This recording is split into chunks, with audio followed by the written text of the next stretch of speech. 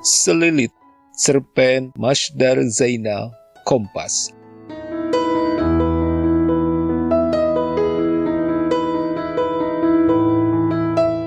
Apa yang dialami Sadewo 12 jam terakhir mengingatkannya pada malam itu.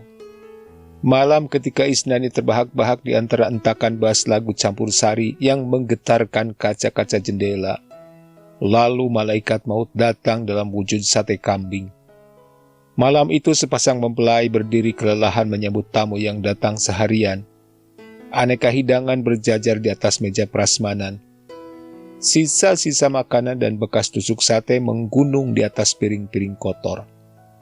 Orang-orang mengobrol dalam kerumunan-kerumunan kecil. Dan malaikat pencabut nyawa yang kehadirannya tidak disadari siapapun yang melayang-layang mengutuk hiruk-pikuk suara gendang. Malam itu setelah orang-orang kekenyangan oleh makanan dan obrolan dan suara gendang, suara-suara menjadi riuh rendah. Lagu campur sari terus berbunyi, seperti sosok cerewet pantang mati. Saat orang-orang mulai kehabisan bahan obrolan, tiba-tiba Isnani meraung sambil membekap mulutnya sendiri. Mulut Isnani jelas menerbitkan darah. Telapak tangannya merah. Suara-suara masih riuh rendah. "Itu Isnani kenapa?" tanya seseorang. "Dia bilang mulutnya kena tusuk sate," jawab yang lain. "Kok bisa?" Isnani terus memegangi mulutnya. Beberapa menit berselang, Isnani tersungkur dari kursinya, masih dalam keadaan sadar, tidak pingsan. Matanya mengerjap-ngerjap lalu mendelik. Mengerjap-ngerjap lagi lalu mendelik lagi. "Matikan soundnya! Soundnya matikan!" salah seorang memekik. Lagu campur sari berhenti. Jendela-jendela kaca tidak bergetar lagi. 4 orang menggotong Isnani ke dalam rumah. Suara-suara masih riuh rendah. Tuan rumah mengambilkan air mineral, menusuknya dengan sedotan, menyodorkannya kepada Isnani. Tapi Isnani sudah tidak berkutik. Hanya matanya yang mendelik. Is, sadar Is, nyebut Is." Orang-orang panik. Mata Isnani masih mendelik. Detik menunggangi detik. Sampai seseorang mengucapkan kalimat Innalillah. Disusul yang lain, silih berganti. Suara-suara semakin sepi. Di sisi lain, di atas puadai, kedua mempelai yang mulai kuyu masih saja menyalami beberapa tamu yang datang terlambat. Mata mereka tak nyaman dan terus mencuri pandang ke arah kerumunan.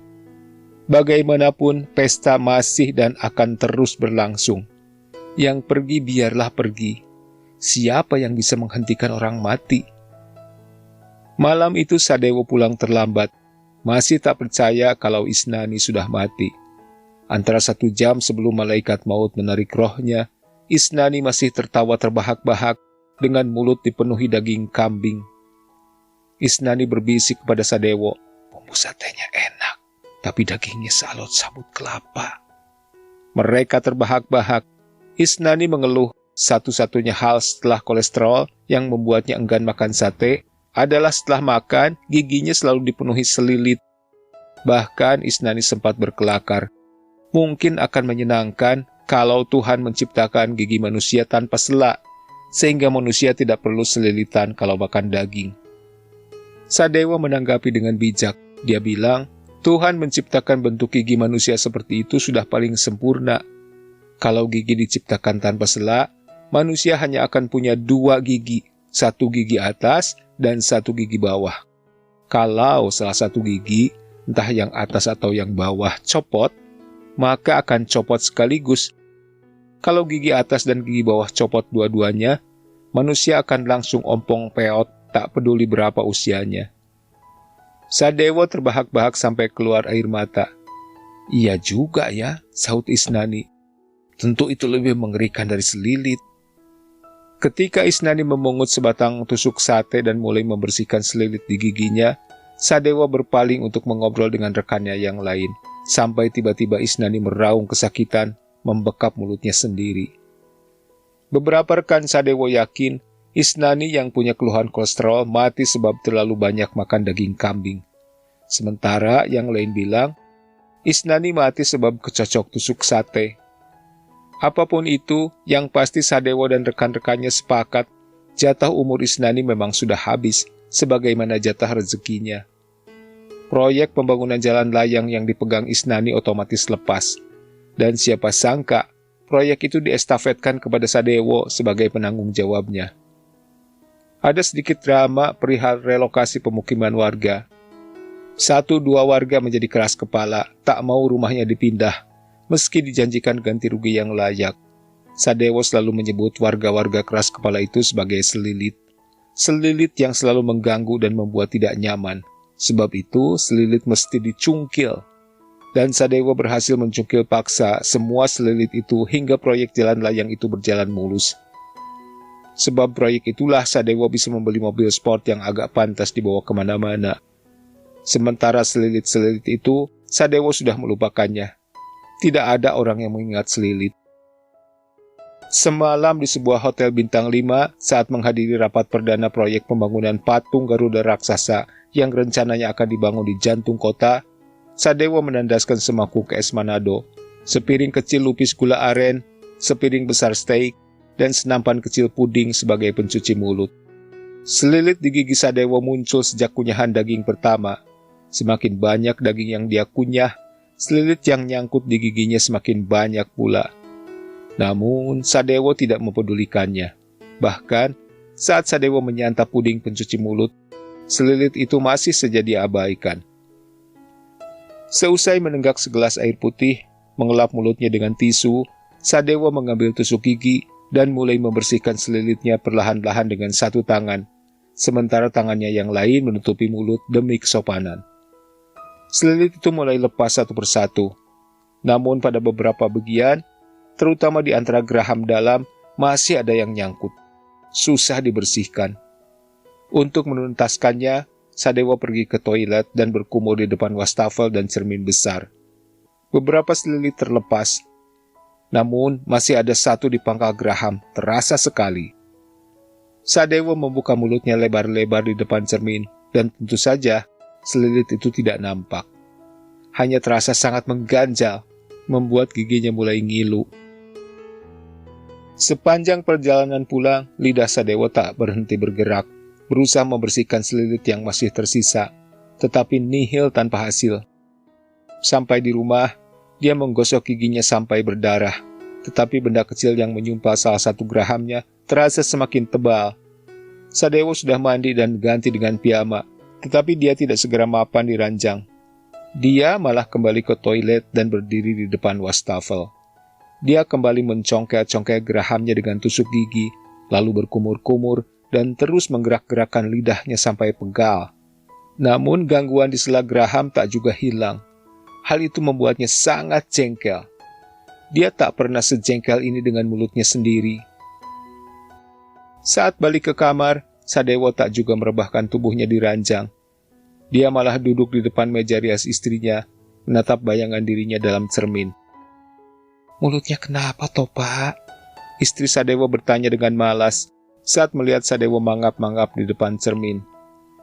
"Ini loh selilitan sejak tadi nggak hilang-hilang." "Sikat gigi, kumur-kumur sana," istrinya menyarankan sambil menarik selimut.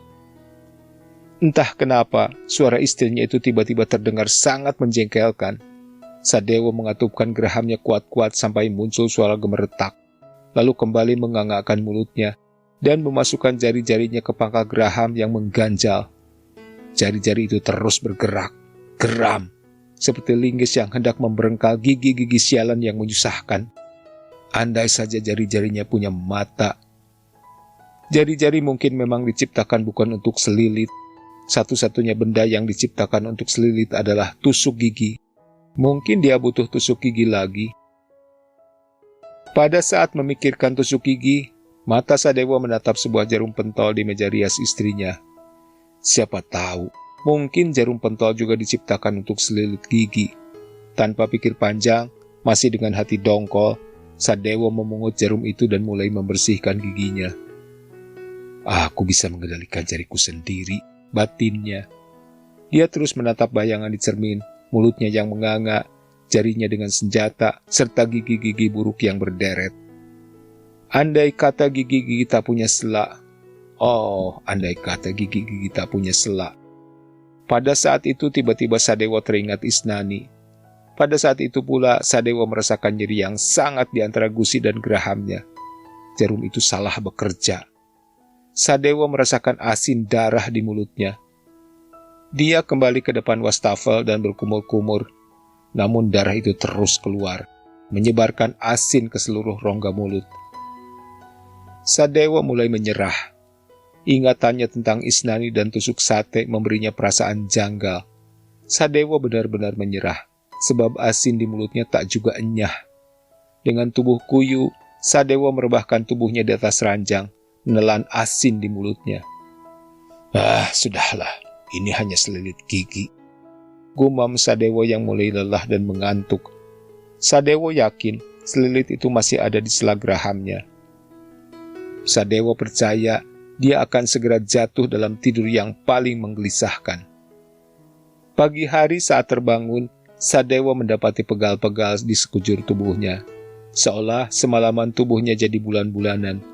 Dan yang paling mengerikan adalah dia merasakan ngilu luar biasa di antara gusi dan gerahamnya. Dia merasakan sesuatu memenuhi mulutnya. Perasaan ganjil itu kembali menggerayanginya. Apakah selilitan bisa membuat seseorang mati? Dengan mulut ngilu Sadewa bertanya. Matanya mengerjap-ngerjap seperti memastikan sesuatu. Istrinya yang duduk di depan meja rias melongok keheranan menatap Sadewa. Mulutmu kenapa, Pak? Sepertinya bengkak. Sadewa enggan menjawab sebab mulutnya terlampau ngilu untuk digerakkan.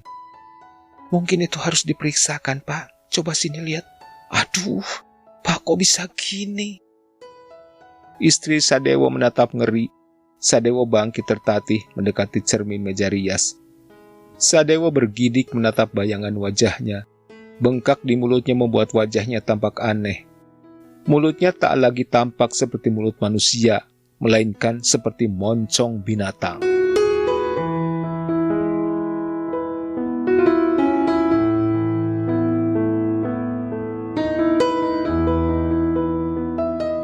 Terima kasih sudah menyimak.